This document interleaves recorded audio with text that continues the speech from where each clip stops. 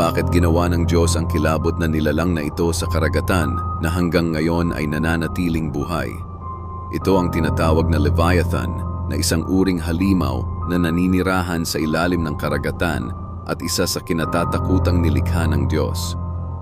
Kung iyong susuriin sa Book of Job, inilarawan ang Leviathan na may matibay na balat at walang kahit na anong mga armas ng tao ang kayang tumapos sa buhay nito. Mayroon din itong malalaking ngipin at kayang bumuga ng apoy mula sa bibig, kaya rin maglabas ng usok sa ilong at walang sino man ang taong may kakayahang mapasunod ang nilalang na ito. Binanggit din sa Biblia na ang Leviathan ay sumisimbolo sa kaguluhan at kasamaan. Kung kaya't pinarusahan ng Diyos ang Leviathan gamit ang isang espada na nagpapahiwatig sa isang malaking propesiya na kahit anong kasamaan at kapangyarihan, ang lahat ng nilikha ay wala pa rin makakahigit sa lakas ng Diyos.